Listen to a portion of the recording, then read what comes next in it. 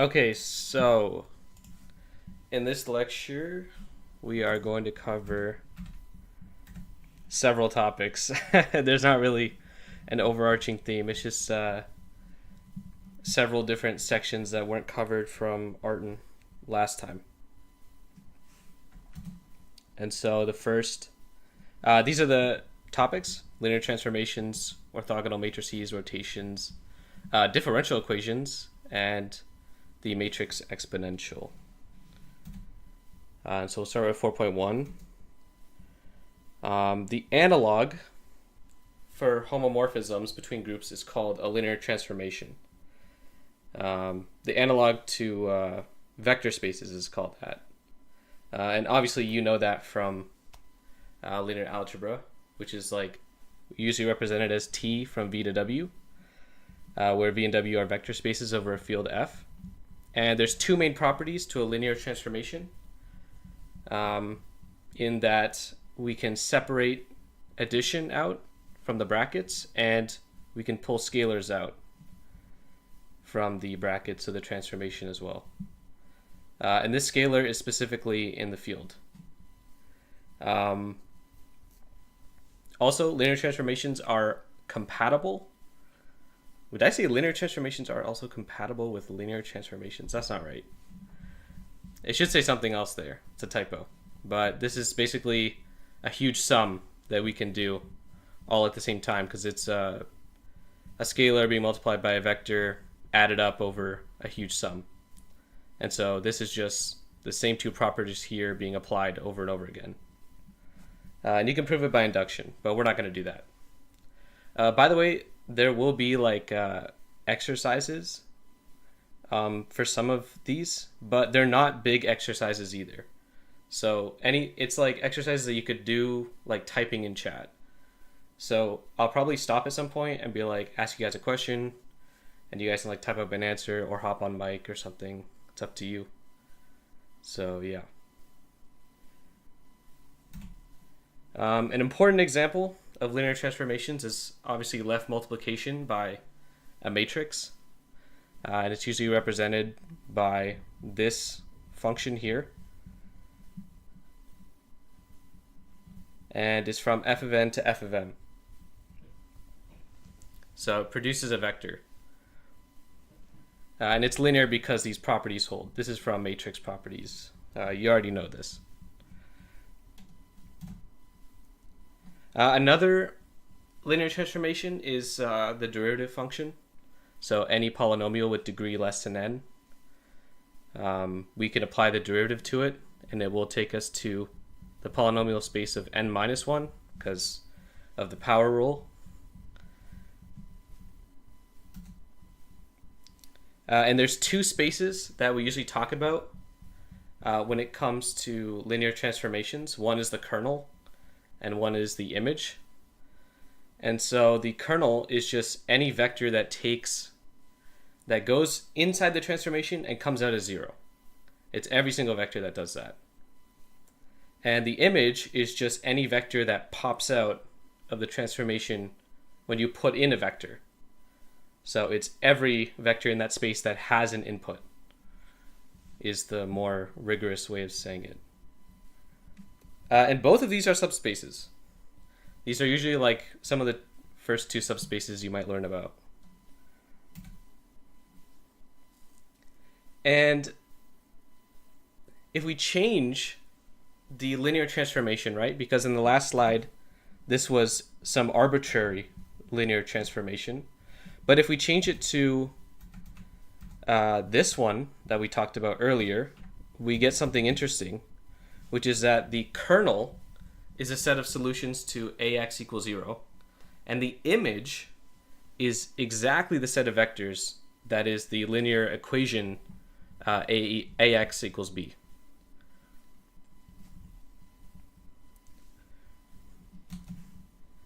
And so this leads us obviously to the dimension formula. I mean, the last slide doesn't, but this is also another important result of kernel and image spaces. Basically, the dimension of V can be broken up into the dimension of the kernel of the transformation plus the dimension of the image of that transformation, assuming that V is finite dimensional. And we actually call these numbers here the nullity and the rank of T. I think I had it backwards there. And the proof of this is given in the textbook.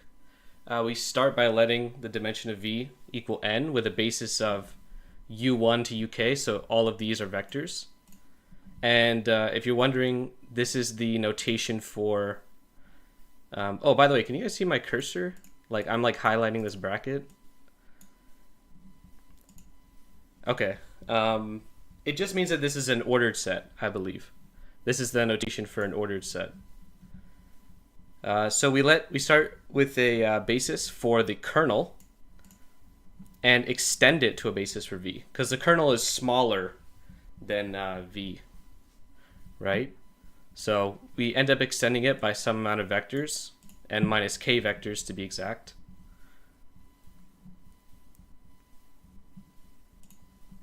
And then we define a transformation, wi equal t of vi. So this is all of these v's. We take the output of them from the transformation. And all we have to show then is that that output is exactly n minus k.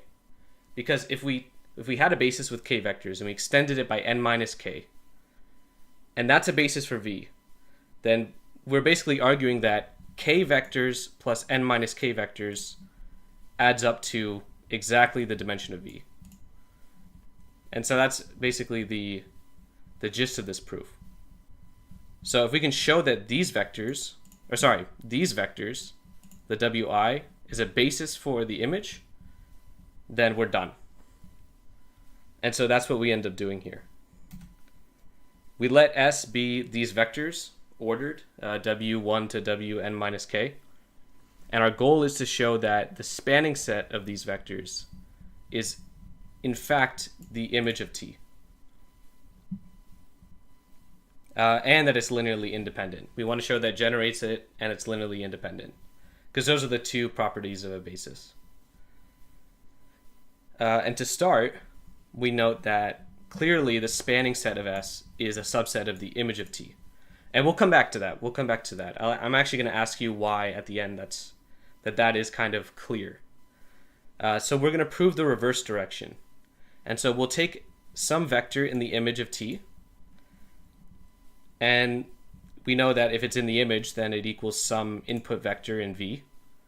And we can rewrite that in terms of the basis vectors from before.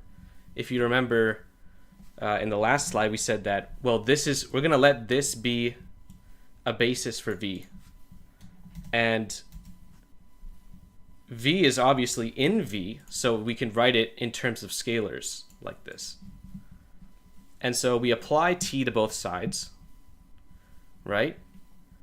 And we actually get W over here, because we said that W was the output of T of V.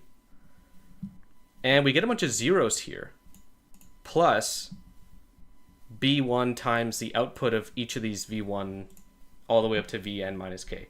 And the reason that we get 0 over here is because this ui, this vector here, is part of the kernel, right? We said that this was a basis for the kernel. And we know that anything that's in the kernel will get sent to 0 when we apply t to it. So we end up with w is equal to 0 plus all of these. And that is exactly what it means to be in the spanning set of S, because remember we defined it up here. So yeah, that part is relatively straightforward. The next part is to show independence. So we start by assuming that this relation here, this linear relation, equals 0. And we want to show that each of these CIs here must also be 0. So we consider the corresponding linear combination that we get from substituting in each of these W's for this equation right here, right? So we'll let V be whatever this is. Each of these VIs that send to each WI, we let V be the linear combination of them. Well, if we apply T to this, right, we get this initial expression here. And we know that that equals 0 because we started with that. We assumed it. So then that means that V must be in the kernel of T because it gets sent to 0.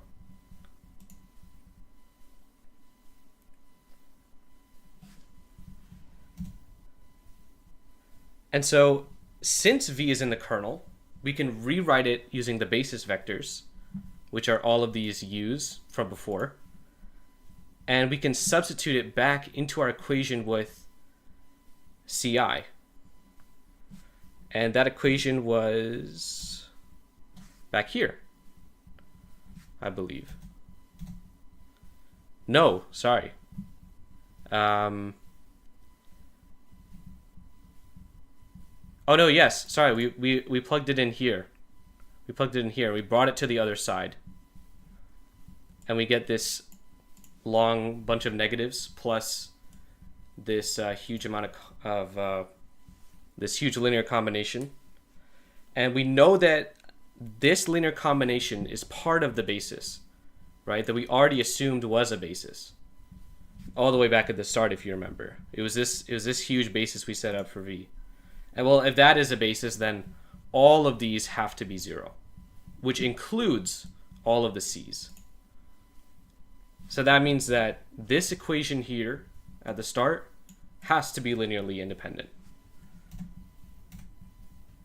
So since this list of vectors is linearly independent and the spanning set generates the image for T, we must have that this is a basis. And so because the size is n minus k, that's exactly what we wanted to show. And so my question to you would be, why is it obvious that the spanning set of S is a subset of the image of T? And I'll let you think about this. And I'm curious to hear what you think. You can like type in chat or do whatever, but why did I basically gloss over that?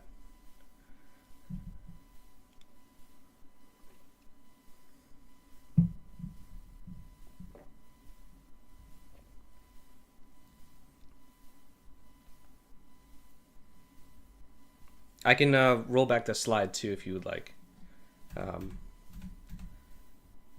Yeah, right here. We wanted to show that they're equivalent. And I kind of glossed over. I said, oh, this is obvious. Which I don't like doing, but...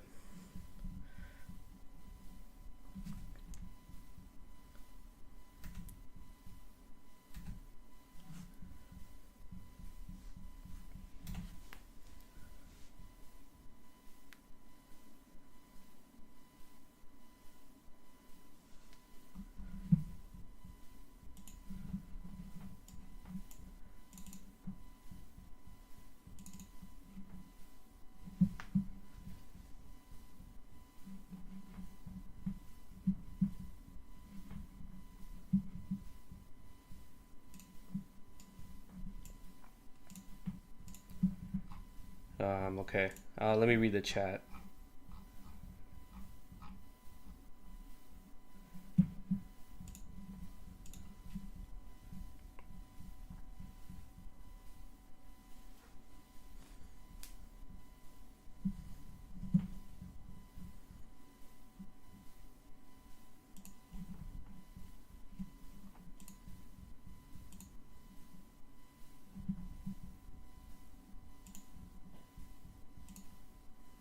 Yeah.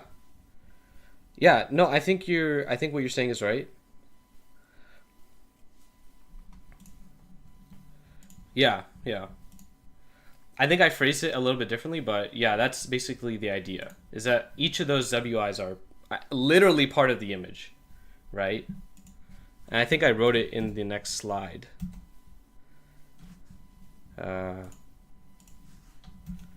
Yeah, we can write S as like literally those image vectors.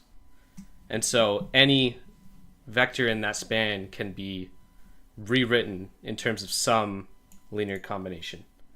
Yeah, that's exactly what you said. Yeah.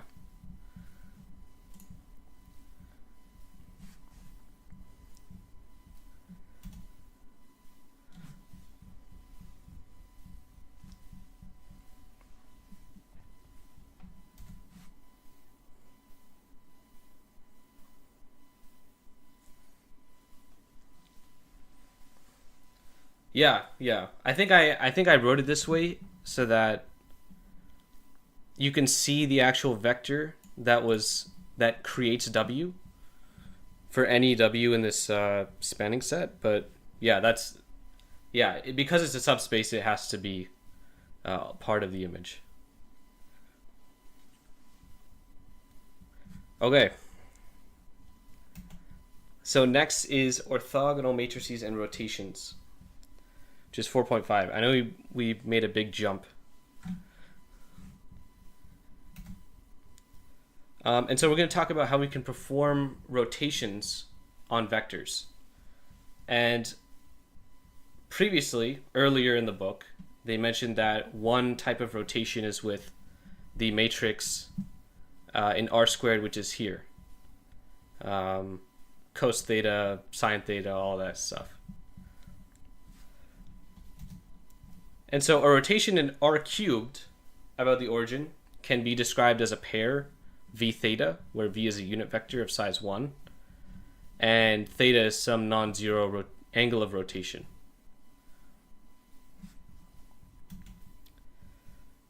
And so a matrix representing this through the angle theta of some vector, we chose E1 here, which is the standard basis vector.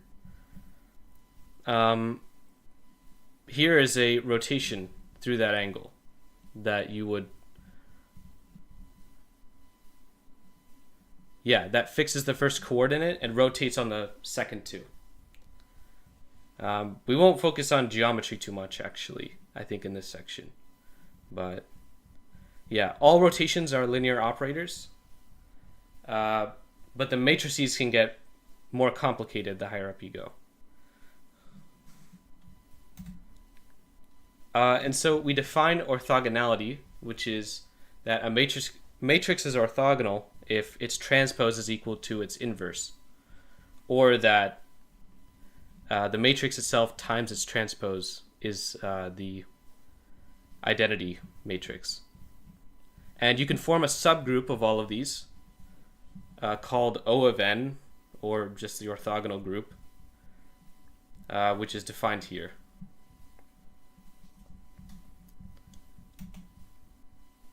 And so the determinant of an orthogonal matrix is plus or minus 1 because, well, if we multiply the transpose by itself and get the identity, we can take the determinant of A and break it up into two components. We can rewrite it. And this will equal 1, right? Because the determinant of the identity is also 1. So we will have that it's either plus or minus 1. They can have negative and negative or plus and plus. And so specifically, when the determinant of these matrices is 1, this is called the special orthogonal group, or SO of n.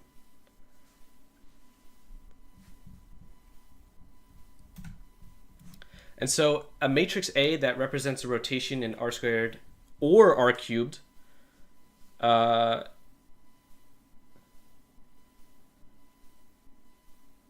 matrix A represents a rotation of R squared or R cubed if and only if it's part of the special orthogonal group 2 or a special orthogonal group of 3. And the composition of two rotations about R cubed, about the origin, is also a rotation. Basically, this is kind of intuitive. If you rotate twice, you'll get a larger rotation or a smaller one. And this is just because of multiplying two matrices together. And so we introduced a dot product. You guys are probably already familiar with this. I should have probably wrote this out in better notation, but in the textbook he uses capital letters for the vectors, so I just followed that. Another way of writing it is this way. It's the same thing. And so yeah, this is basically just the length of a vector.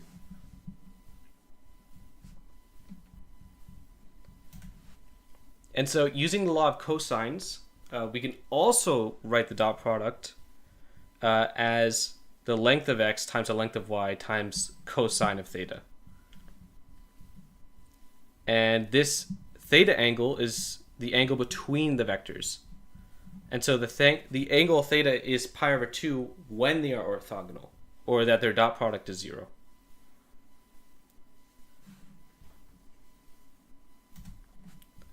And so I think this should be a proposition, but that's fine. The following conditions on a real n by n matrix A are equivalent, which is that A is orthogonal.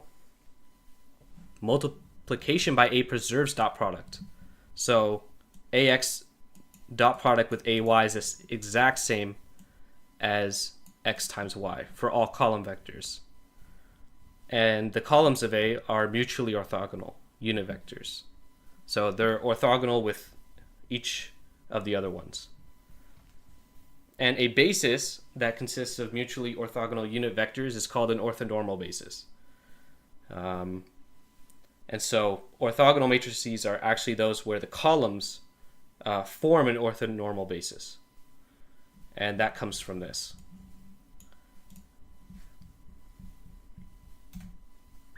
And so to prove this proposition, we'll prove A if and only B, and that A if and only C.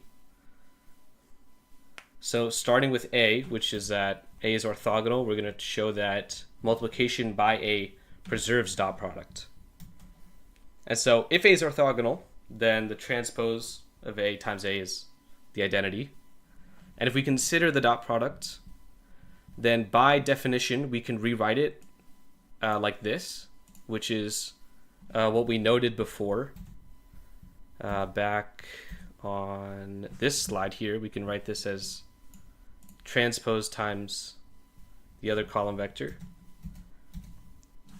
And so we can, there's a rule. Oh, this is a typo. There's a rule being applied here, which is that if we take a transpose, we can, of the product of two, I want to say matrix and vector, we swap places. And I think this is a result that's in linear algebra. Yeah, this should be A to the T, I believe. I don't know why this is A to the A. There's a typo there.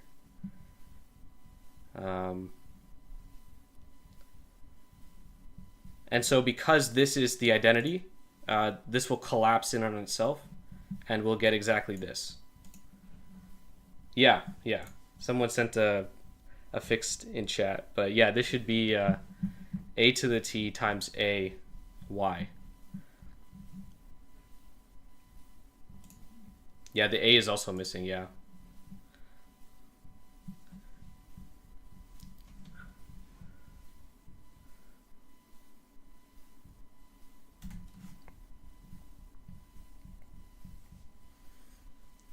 For the reverse direction, which is that we assume that we preserve dot product, and then going towards A being orthogonal, we would suppose that dot product is preserved under A, and then start with this expression here, which we can expand into this from this definition here. And so when we expand this, we get the same kind of result, but we don't know that this is orthogonal yet, so we can't break this down. And so we bring it over to the left-hand side, and we'll pull out x to the t here. And so this product here of x to the t, this thing expression here, and y is 0. Well, one of these has to be 0. And so we must have that this in the middle here is 0 because it has to work for any two column vectors. And the only way that this can be 0 is if A times its transpose is exactly the identity.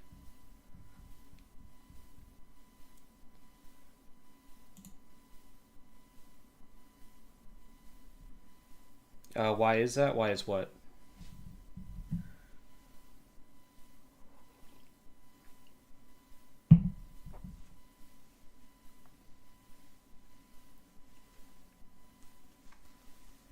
Yeah.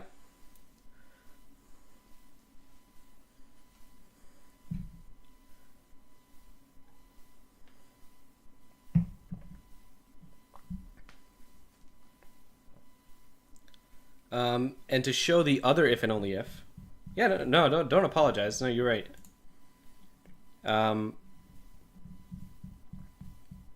Which I think is the A if and only if C. We let AJ denote the jth column of the matrix A. And so the ij entry of the product, which is this right here, is exactly the dot product of the two columns of A, because they get multiplied together. And so this will hold if and only if the dot product with the column, the same column on A, is 1 and 0 otherwise.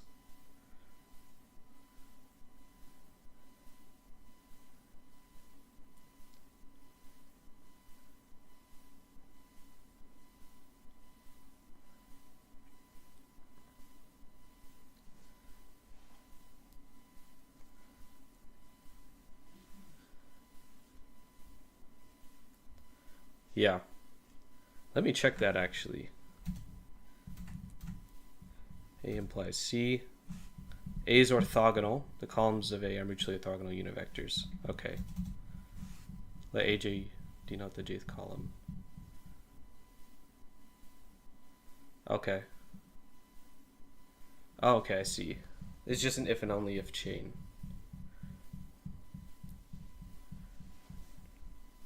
Yeah, I wrote these a while ago, so.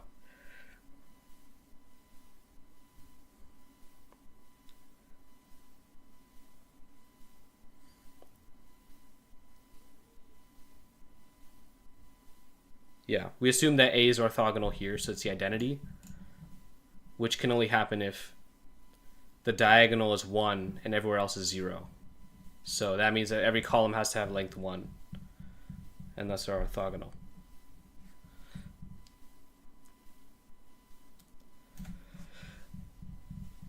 So the next concept that we cover for this section is rigid motions. And the geometric meaning of multiplication by an orthogonal matrix can be written in terms of rigid motions. And a rigid motion is exactly a map M from Rn to Rn that is distance preserving. So any two column vectors in R of n, the map of x minus the map of y, the distance of that is the same as the distance between those two column vectors. And so the composition of two rigid motions is also a rigid motion. The inverse of a rigid motion is also a rigid motion. So obviously that implies that we're going to have another group. And so we have a group of motions, which we call Mn, specifically rigid motions.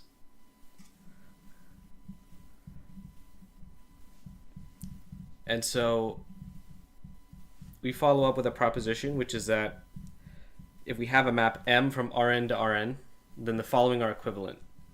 That M is a rigid motion that fixes the origin, or that M of 0 is 0. M preserves dot product, so kind of similar to what we said before with the orthogonal matrix.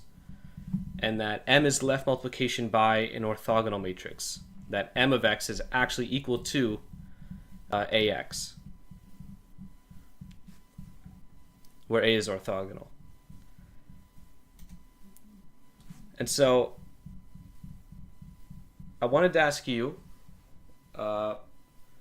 this corollary from this proposition here, which says that a rigid motion that fixes the origin is a linear operator. And so my question to you is, why is this true? Why is a rigid motion that fixes the origin a linear operator?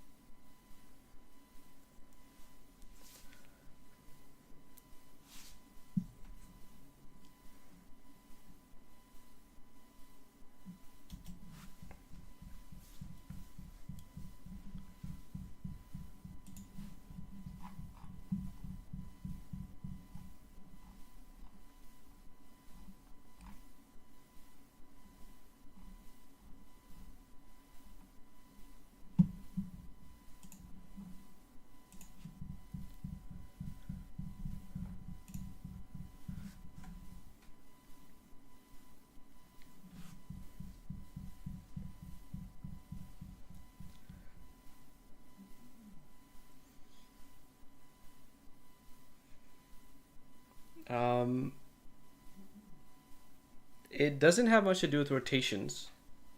It's relatively straightforward. Like I don't want to say straightforward, but like it's it's it's nothing complicated, right? If M is a rigid motion that fixes the origin, we know that it's left multiplied by an orthogonal matrix, right? And so if this is true, why is it a linear operator?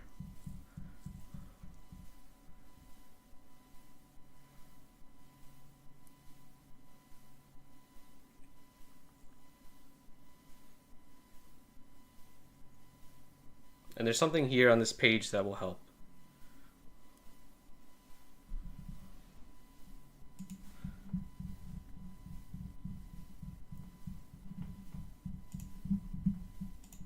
And it's also something we talked about earlier with left multiplication by a matrix.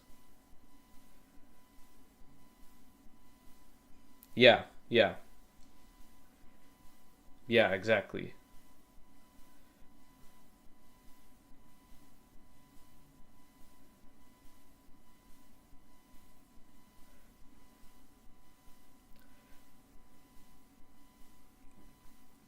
Yeah. Actually, Mas, you are right. So yeah, the only part is left is the rotation, yeah. Man, I must be a more like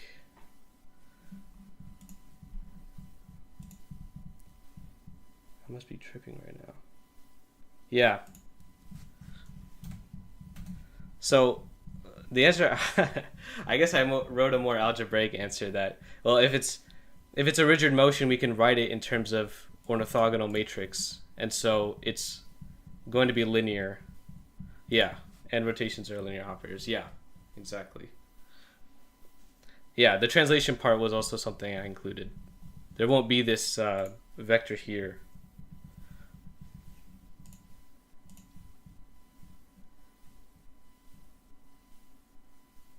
Yeah, we can't have that rotation if it fixes the origin. Or that translation, sorry.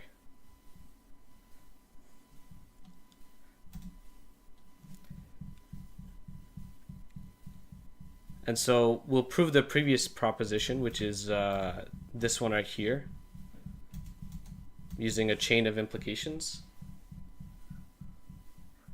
If we denote M as a map and write M of x equal to x prime, and then M is a rigid motion that fixes 0.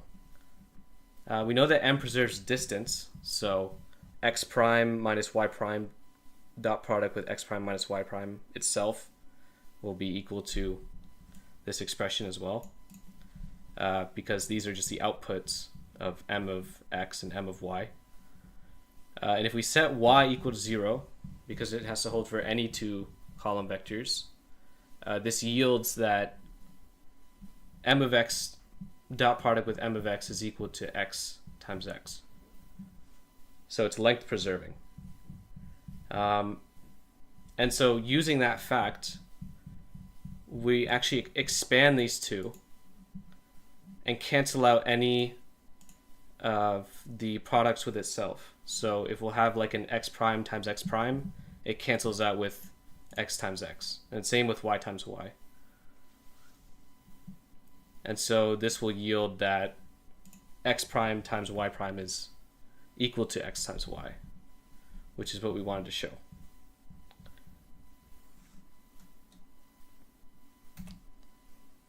And then if M preserves dot product, we will have that x times the standard basis E of j is equal to this here, which is just M being applied to both components. If we also were to have the condition that M fixes standard basis vectors, we would have that xj, that the column, or sorry, the component xj is equal to x times that standard vector E of j replaced with M of x here. But this is only if M fixes standard basis vectors. And I wrote down here what this implication is. But we don't have this here, that it fixes standard basis vectors.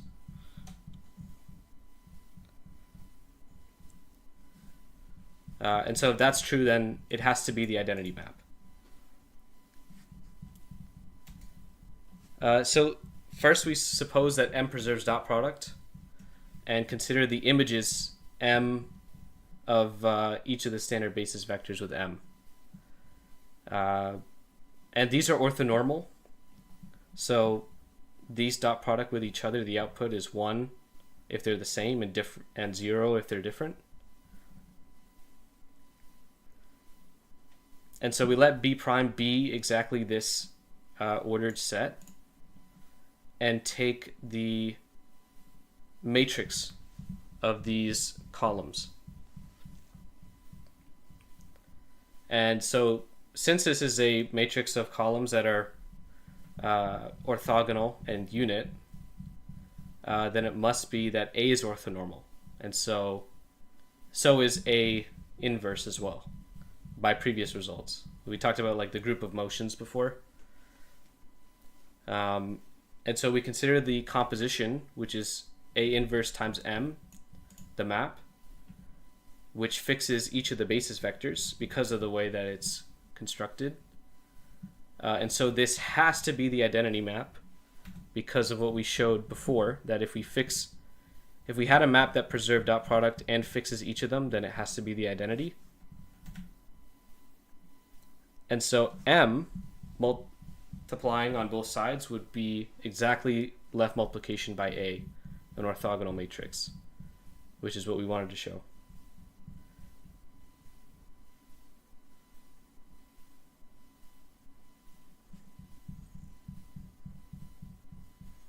What does it mean geometrically that an operator preserves?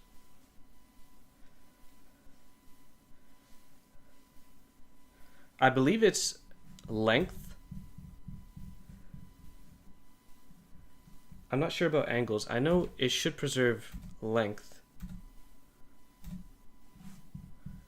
That's a good question.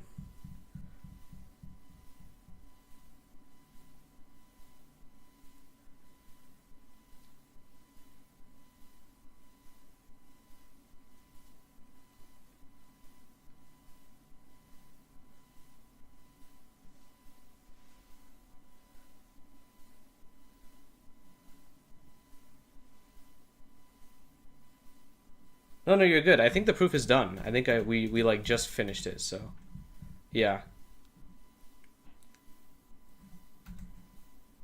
Oh no, there's one last implication that I want to do as like an exercise.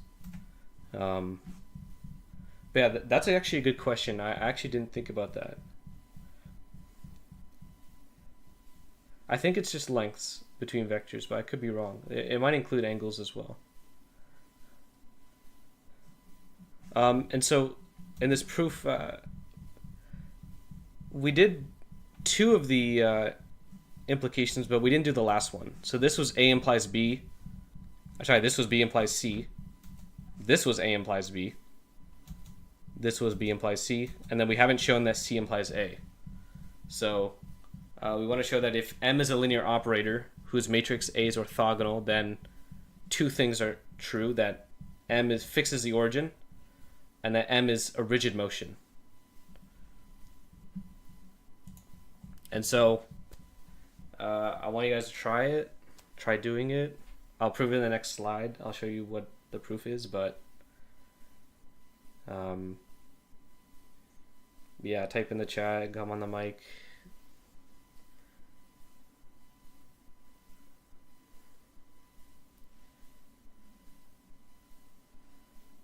Also, if you're watching this from YouTube, you feel free to pause, try it on your own.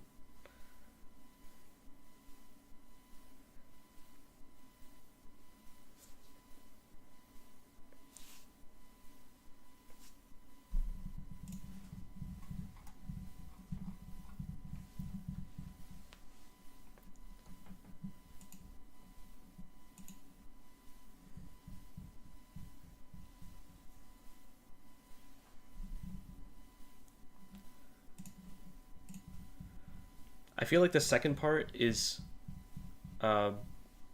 straightforward if you use this, but the first one is not. You have to use a property for it that we talked about already.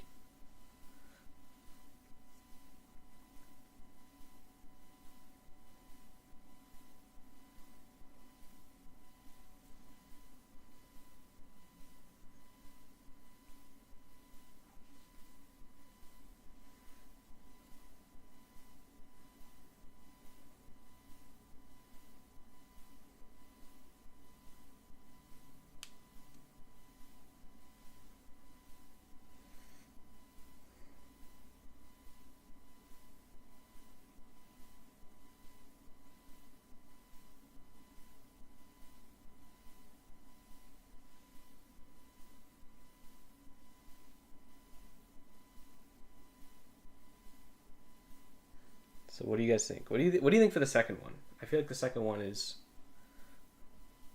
not too bad.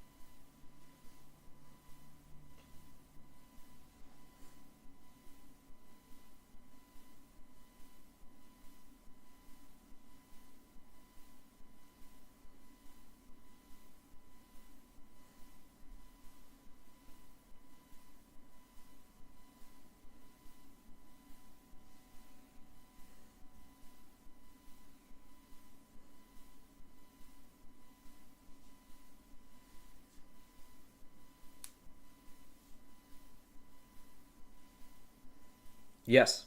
If it's a linear operator, then it is linear, which is really important.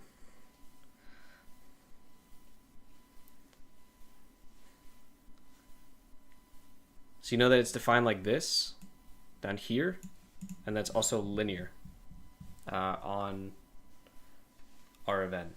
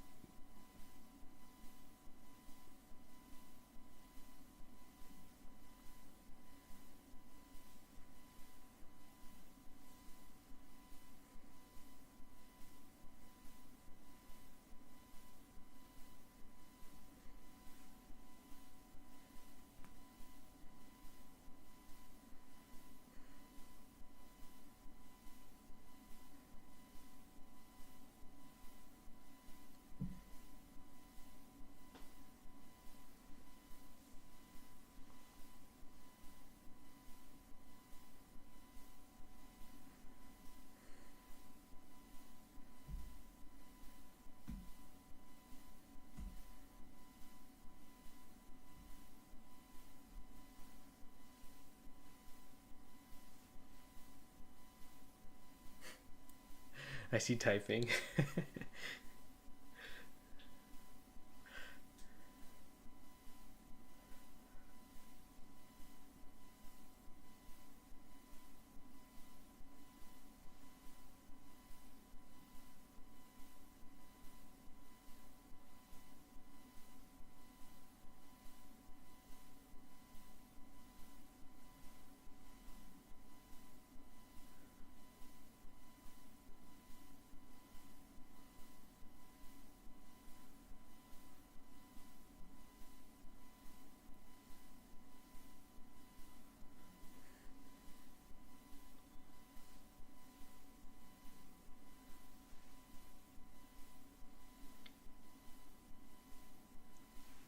So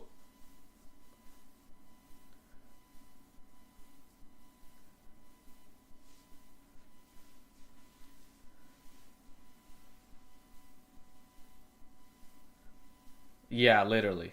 It's literally just that. Yeah. The second one is like a one-liner. It's yeah, it's just m of 0, a times 0 equals 0. So it fixes the origin. The first part is a little bit harder though. And it requires that m is linear and that we preserve dot products with orthogonal matrices. So the linear part comes up like right at the start. If we start with the left hand side, we can pull x minus y into m.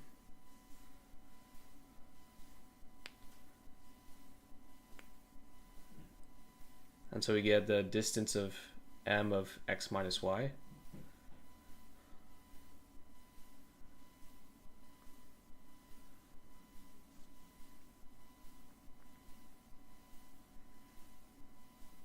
And what do you guys think from there? If we pull in m of x minus y.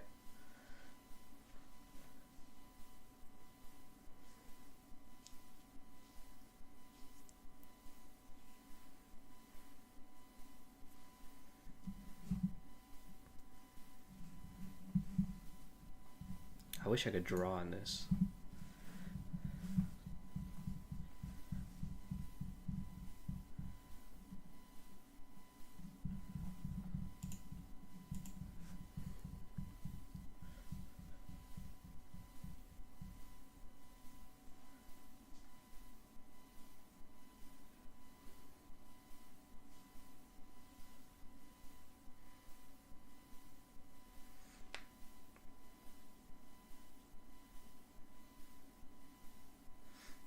Are you guys still thinking, by the way, or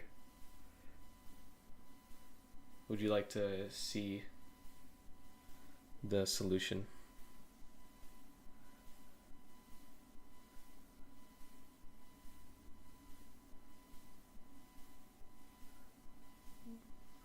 No, that's okay. That's okay. I tried to make the yeah, no, the notation is here, actually wait. Can you see this? No, you can't. Here, hold on. How about now? You guys see this?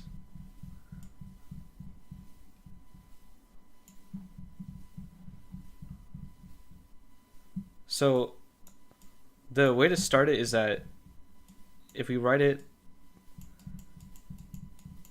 holy shit, like this, and then if m is linear, we can group them like that.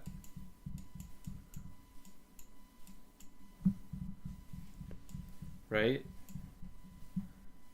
And then from there, what do you think we should do?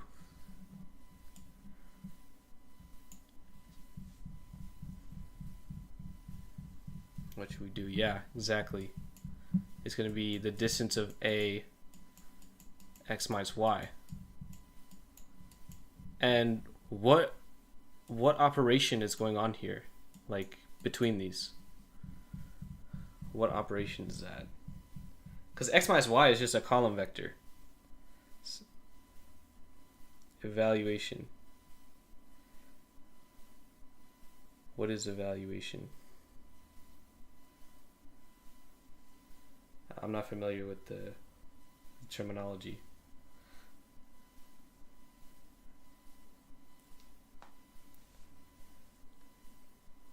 Yeah, A is just a matrix. This is a matrix. And then these two are column vectors. So what do we think the operation there is? I think there's only one operation. It's actually the one we talked about. Yeah, it's multiplication, but what? Yeah, it's dot product. It's dot product. Right? Oh, okay, I see. Yeah, sorry, I'm not familiar with the evaluation, but I was going for dot product. And if this is dot product here, well, we know that from before that orthogonality preserves dot product. And so this literally vanishes and turns into just the distance between x and y.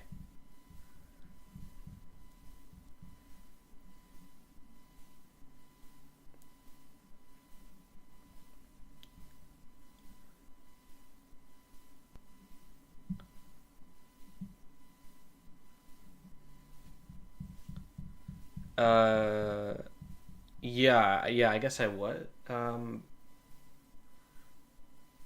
Yeah, matrix multiplication, dot product. Sorry, I think I might have confused the two.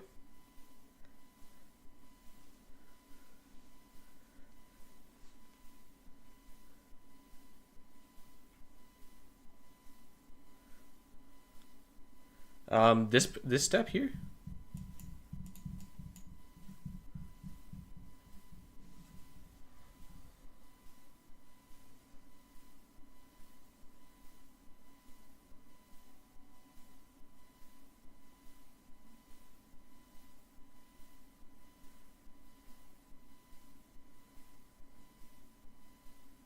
Oh yeah. Yeah, I'm so sorry. Yeah. This should be yeah, I really hate the notation that I used actually. I'm starting to hate it more, but these are just they're just column vectors here. And so when we subtract them we get another column vector. And so it's just multiplying by yeah.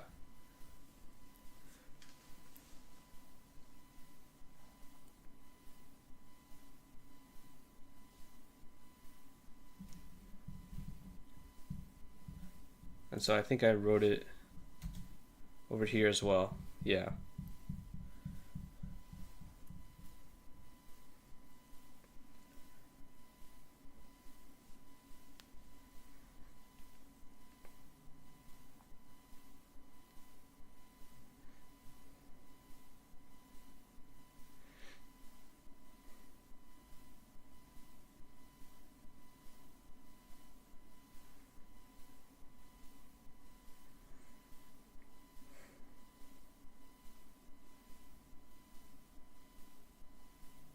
Yeah, the notation is so weird.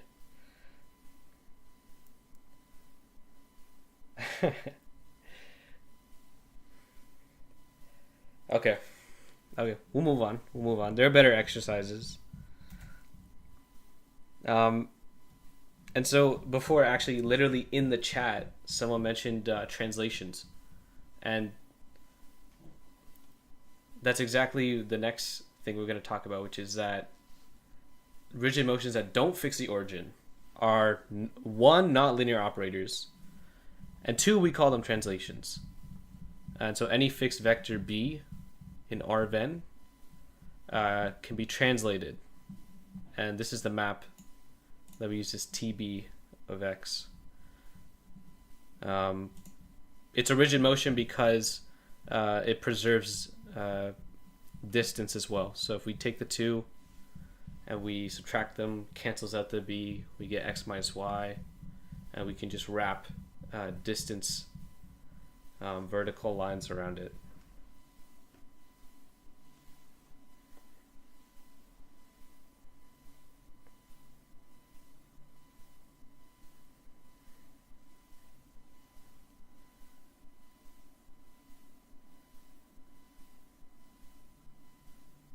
Yes. Yeah. Yeah, it preserves the dot product. Yeah.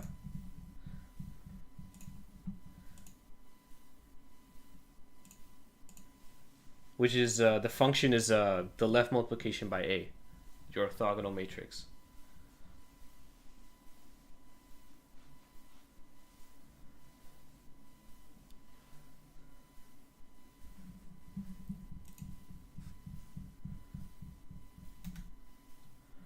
And every rigid motion can be generalized as the composition of an orthogonal linear operator and a translation. And someone else also said this. The person with the mapping profile picture in chat said this as well. And so we can write it as mx equal to ax plus b for some vector b, right?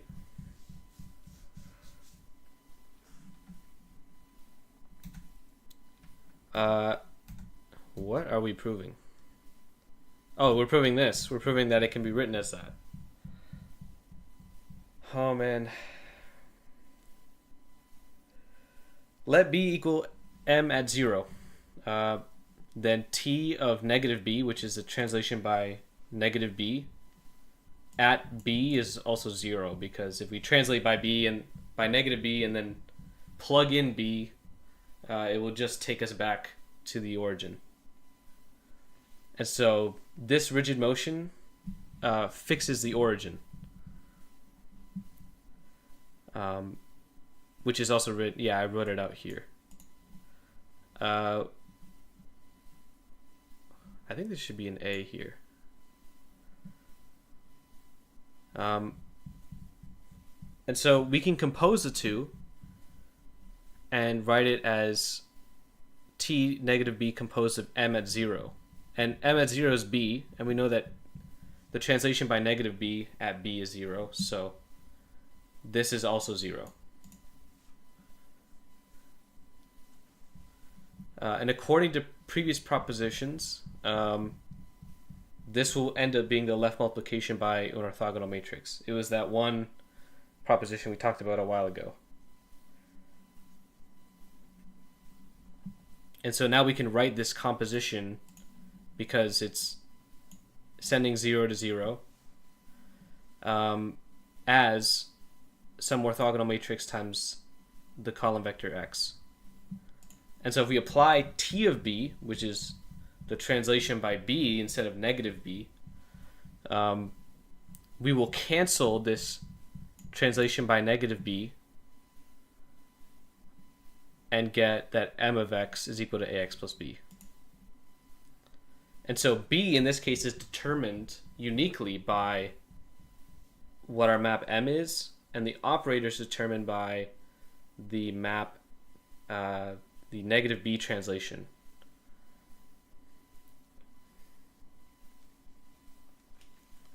This proof is weird. This proof is weird.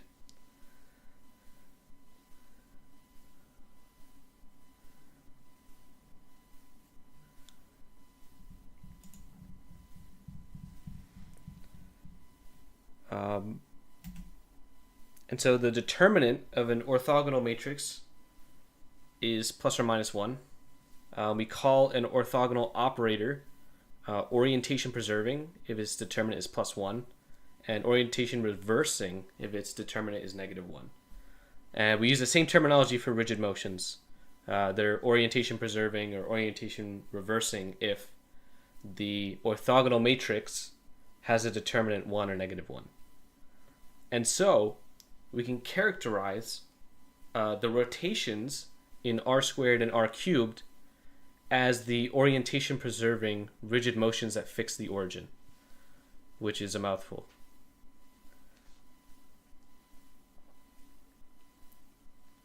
And this here is proven in the text, but the proof for it is quite lengthy, and so we won't cover it today because we still have like 2 more sections to go through. So if you want to see it, you can. It's at the end of Arten 4.5.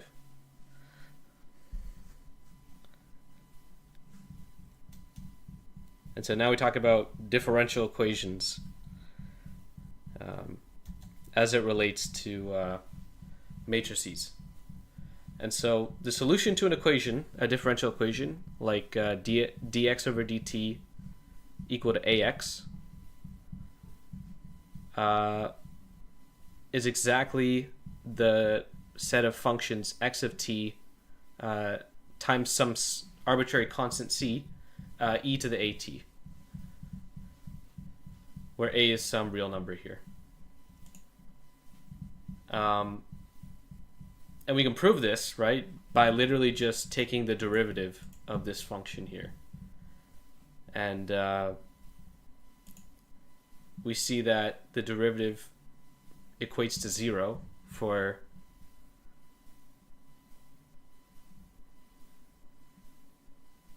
plugging in this function, which can be true only if, they actually multiplied this to the other side and then took the derivative of that and saw that it was 0, which can only be the case if this expression here is equal to some constant. And so if it is some constant, then we can multiply it by e to the negative at. And so that's how we get exactly this function. So they didn't differentiate the function itself. They like moved one term over, which is this term right here, and then differentiated it and shown that it was 0.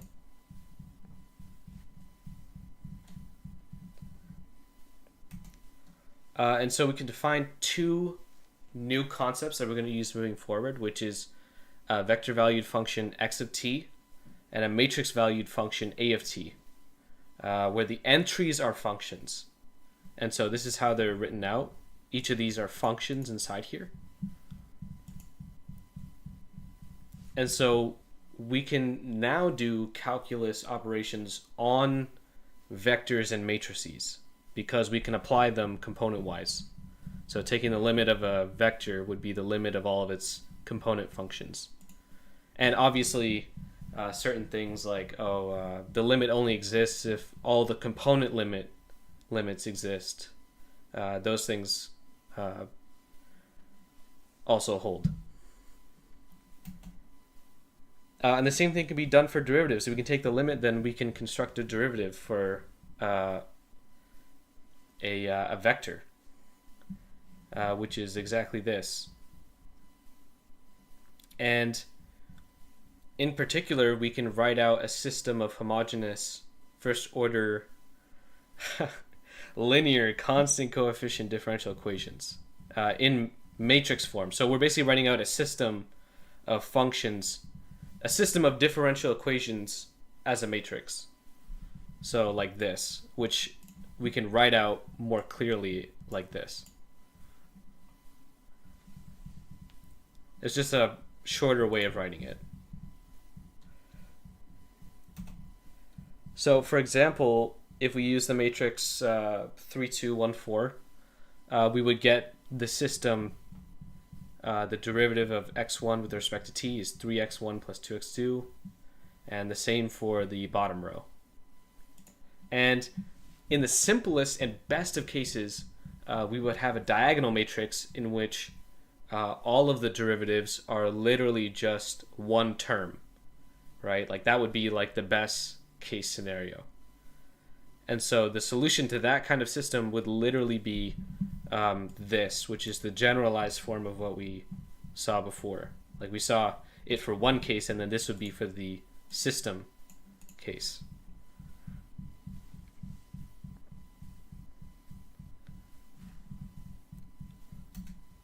And so in general, solving differential equations of this form involves finding eigenvalues and eigenvectors of A.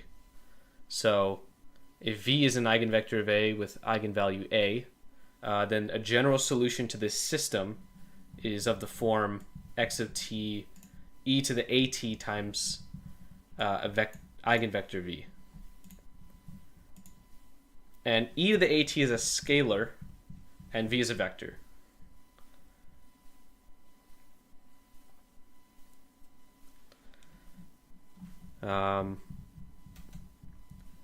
And so here's an example. If we consider the matrix A, which is 2, -1, 1, 3, we let V be an eigenvector 2, -1 of A that has eigenvalue 2, then the derivative of that system will be exactly the solution set of e to the 2t times V, which is this V right here.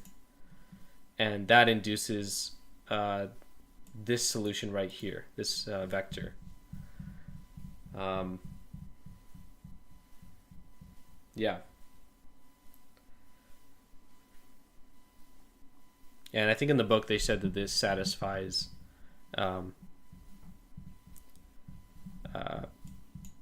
the derivative of this is the same as multiplying A by this.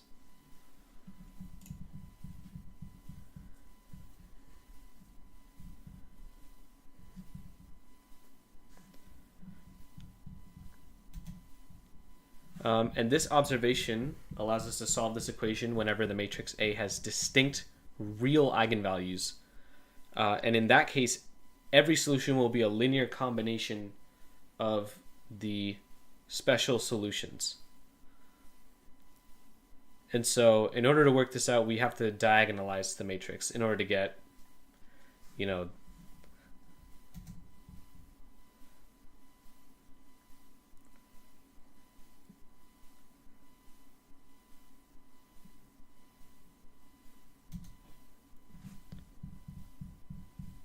in order to get the solutions to the more general case. So if we let P be an invertible matrix such that PAP inverse is diagonal, then P equal to the basis of eigenvectors inverse, we define this new matrix here, I think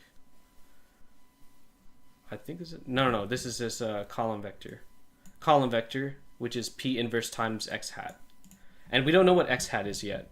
We have no idea what that is, but we know that the solution can be broken up into P inverse times whatever this X hat is.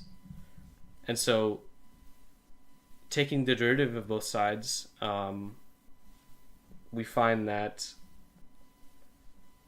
this is the case. This is just a regular derivative, and we can plug this back in to our original equation to see that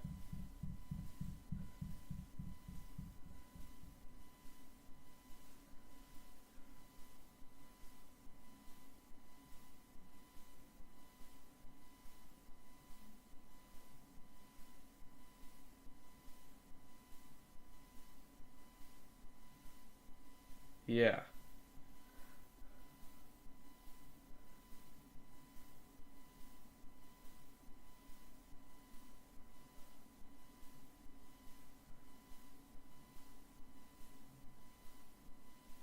I'm starting to lose myself here. Hold on.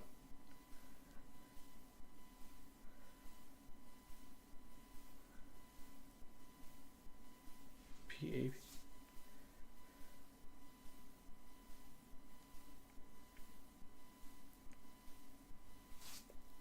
Oh, let me see this.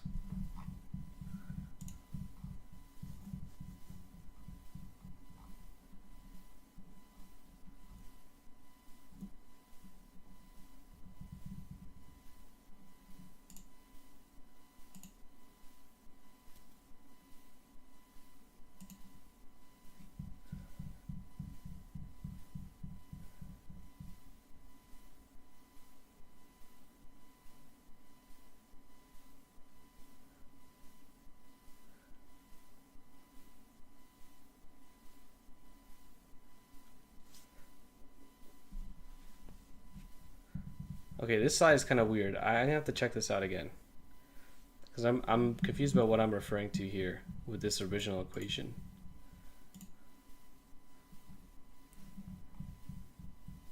But okay, I'll skip this and I'll take a look back.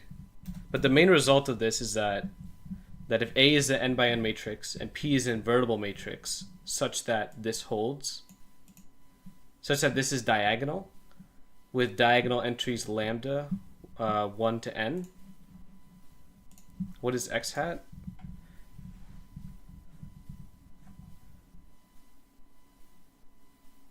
X hat is some vector here such that when we take that we can break x down the solutions into p inverse and x hat. We don't know what x hat is yet. And part of the result is that we can calculate what x hat is here, each of the components. So part of it is like, in order to find the solution, we have to find what x hat is using the diagonal entries to recover what the solutions are. So we don't know what x hat is. But yeah, this is a main result. Sorry about those last two slides. I think there's something like, I must have wrote that at night or something. But this is the main result. So yeah, the main idea is that we want to construct x hat and then multiply it with p inverse. And we will recover the solutions to it. And I'll give an example here. And so if we use the proposition, right, and let p diagonalize a, and then let's say that our a hat here, which is a product, is 5, 0, 0, 2. And p inverse here is 1, 2, 1, negative 1. Then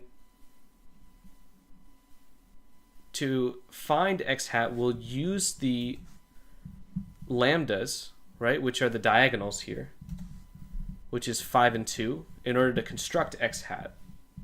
And then using x hat and p inverse, we can get the general solutions to the system.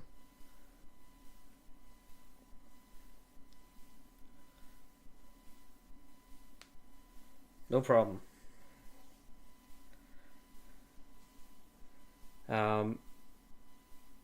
And so this can be written as a linear combination of basic solutions, C1 and C2.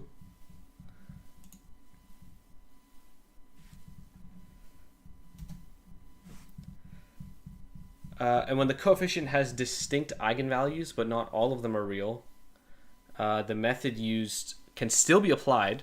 The only difference is that we'll have a complex valued function as part of the solution.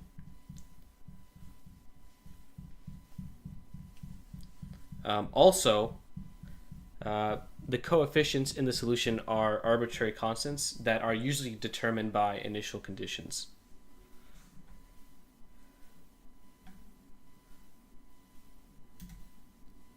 And so in order to take the derivative of a complex valued function, we break it up into its components, u and v. And we also have, I think this is called de Moivre's rule, which is that we can rewrite this as cosine and sine. And so these are actually really important in order for us to use. Specifically this one right here, we're going to use this.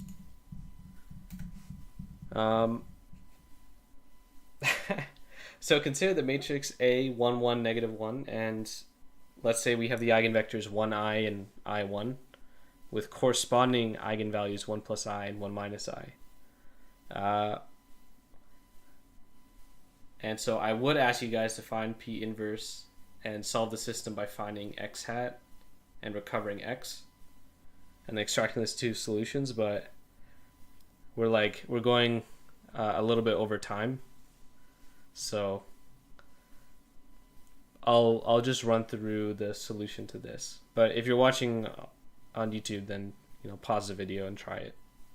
But P inverse here is literally going to be just the two eigenvectors, which is 1i and i1. And then to solve the system and find x hat, we're going to use P inverse and multiply it by the two eigenvalues. So this is eigenvalue 1, eigenvalue 2, and then we're going to multiply it by P inverse in order to get this system. And when we break it up, it's going to look like this. And we can decompose this using that rule that we talked about, this one right here, into the two solutions, which are down here. And that's all for systems of differential equations. The last is the matrix exponential. And so another way we can solve systems of first order linear constant coefficient differential equations is using matrix exponentials, which has to do with like Taylor series. And so this is the Taylor series for e to the x, and we can replace this with a matrix in the power component here, where A is n by n matrix. And so computing this is actually quite hard in usual cases, but when A is diagonal, things are a lot easier. And even when A is triangular, which we'll see at the end. And so if it is diagonal, we can compute this as literally just the diagonal matrix made up of e to all of these diagonal entries. Basically just raise all of them to e. And it's similar for triangular matrices, but I think there's some caveats to it. There's other values in the top right. And so consider the upper triangular matrix, A, 1, 1, and 2. And here we have that obviously A itself is 1, 1, 2. A squared is this, A cubed is this. And I would also ask you guys to verify the diagonal entries, but I think that will take too long, so we'll just go over them. Same thing applies if you're watching the video. So in order to verify that these diagonal entries are e and e squared, we can just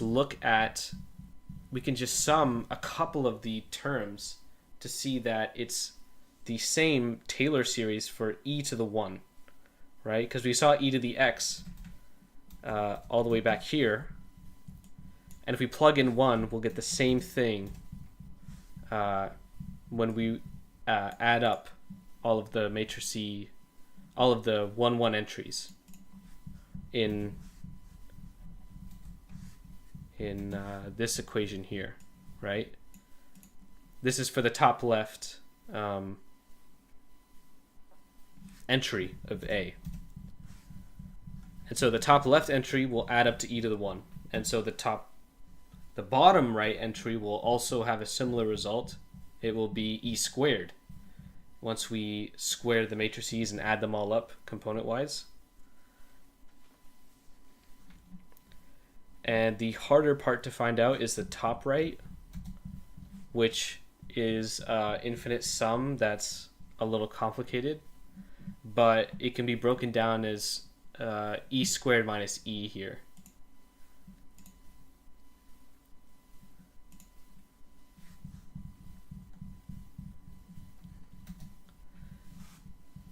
So this would be the matrix exponential right here.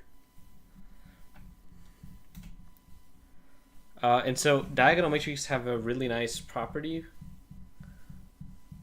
The exponential of a matrix can be determined whenever we know matrix P such that PAP inverse is diagonal. And we can use this power rule by canceling out all the P and P inverses. And so the same kind of thing can be applied if we use e to the a, the big Taylor series sum that we saw before. A lot of the terms end up grouping or canceling out, and we get e to the PAP inverse. They end up getting grouped together. And so if we assume that this PAP inverse is diagonal with the entries lambda I, then e to the a hat, which is this, is also diagonal with entries lambda I.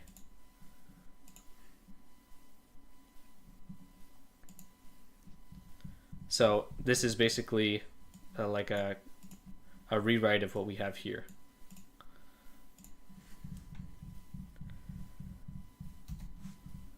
And it would be really nice if we could use the rule of e to the x plus y is equal to e to the x times e to the y, but with matrices instead. But it's not true in general unless a and b commute as matrices. And moreover, we have that the exponential e to the a is invertible for a complex matrix, and the inverse is actually e to the negative a. And that comes from this proposition here, because a and negative a commute. And so because that's the case, we can apply this rule and we'll cancel out and get the identity matrix, showing that it's the inverse. Oh, and this is the Artin exercise I threw at the end. You can try this out if you'd like. It's longer than any exercise I went through in this lecture. And I left some hints here if you would like to try it. We don't have to do it right now, actually. I'm thinking of leaving this, and maybe I'll just go over the solution of it. Or if you want, I can also whatever, I'll go over the solution of it, because I think we've gone on for like an hour and a half almost now. So this is an exercise from Artin, which is that for any matrix A, the determinant of e to the a, the exponential of a, is equal to e to the trace of a. And so this would be really easy to prove if a was diagonal, but we don't have that condition. And so because of that, we have to write it in the Jordan canonical form, which is one of the hints I gave. To rewrite it, this is not right. This should not be D. It's PJP inverse. So yeah, ignore that. And then if you can show that this works for a matrix J, then you're basically done. And you'll see exactly why you're done.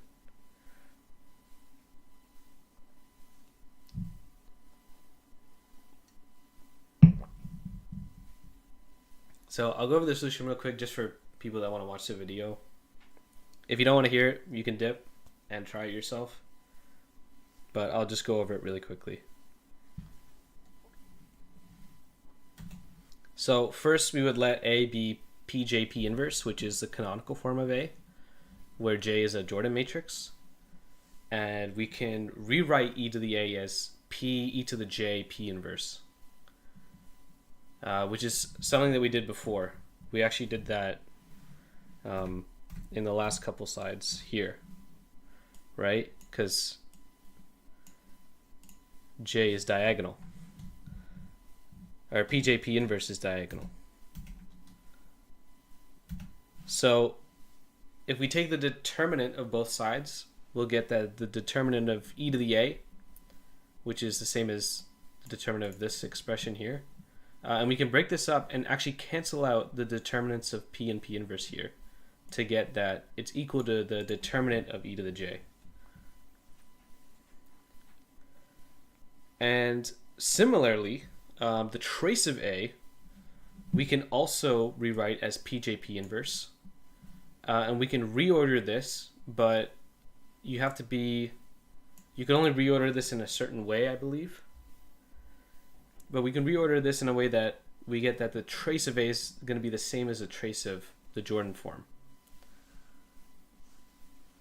And, well, if the determinant of e to the a is the same as the determinant of e to the j, and the trace of A is the same as trace of j, if we can show that these two are equal, right? or sorry, that the result holds for these two, then it's going to hold for A because they're exactly the same values. And so that's exactly what we do. Since J is upper triangular, the determinant will also be upper triangular. And so, the determinant of e to the j will also be upper triangular. I should have said that, not the determinant. E to the j will also be upper triangular.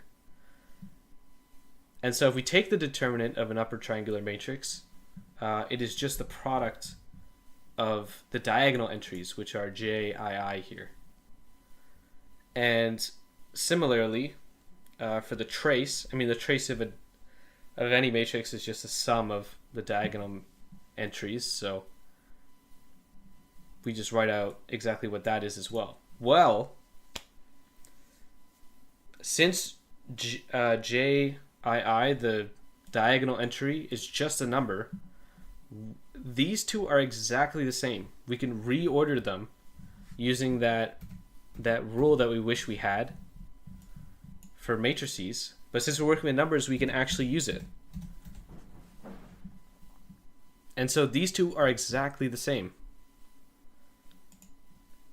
And if those are exactly the same, then we can literally write a string of equals to show that this holds true for A. And so that's the proof of this. That's I would say the hard part about it is that you have to look at, one, get the Jordan canonical form, and two, do it for that case because it's equivalent.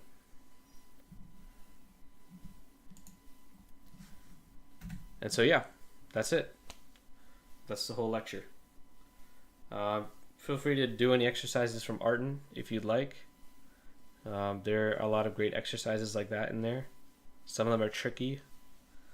But thank you for listening. Thank you guys for staying this long. It's been like an hour and a half, which is perfect. I wanted to do just an hour and a half. But yeah, I'll end the recording.